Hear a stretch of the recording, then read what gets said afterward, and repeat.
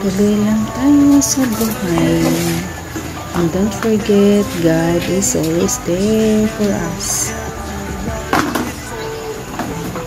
Kaya go lang. Go lang. Talaga.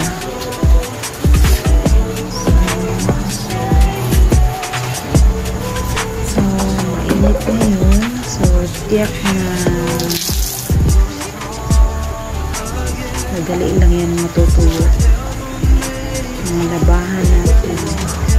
Kasi summer season.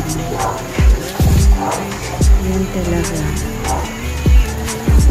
Thank you, Lord, for the daily guidance.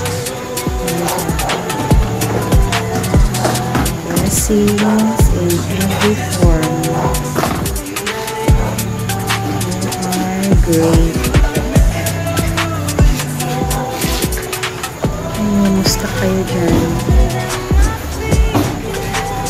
Ngayon lang kayo. Relax. Kung medyo na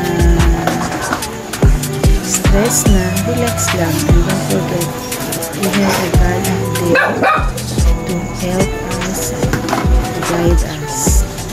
Let's call on Him. He's there for us. Let's also read His Word, the Bible, to guide us. And whatever we do, since we are still here on earth, so we must live according to His will, doing He wants us in life. That's it.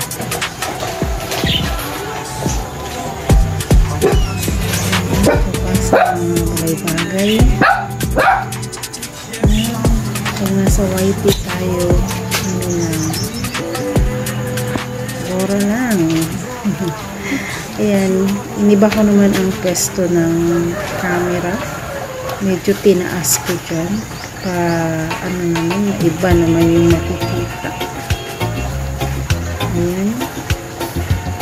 Ihang ko naman sa taas.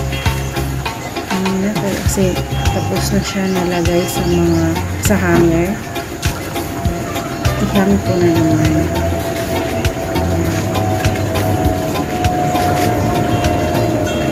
Salamat. Andyan pa rin kayo at this far of this video. Ano na namin na-upload ko dito. Kasi yung kapatid ko busy na siya sa pamilya niya. Ayan.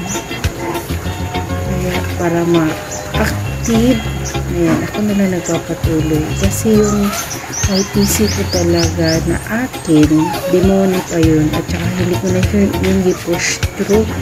Kasi hirap ng WH. Dito na lang focus sa kapatid ko na IPC. Nag-guide repairs. Sampay-sampay. Akin yan ng mga damit.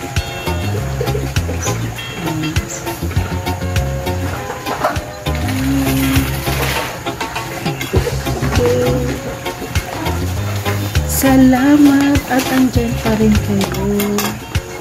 Salamat sa inyo. Ayan, natapos na rin ako sa pagsampay. Ayan, dito naman ay may bibilhin ako sa labas. Nilakad ko lang kasi sayang yung pamasahe. Medyo malapit-lapit man lang yun.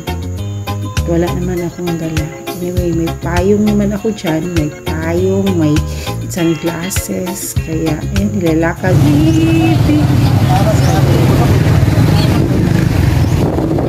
Vlog din.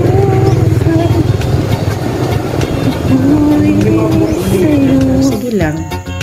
May payong naman ako. Kaya ayun. Ay, nakatutok ng camera sa daan. Ayan. Ayan siya. Sige lang. Okay lang yan.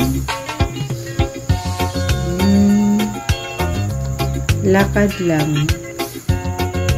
Para parang exercise, tipid, yun.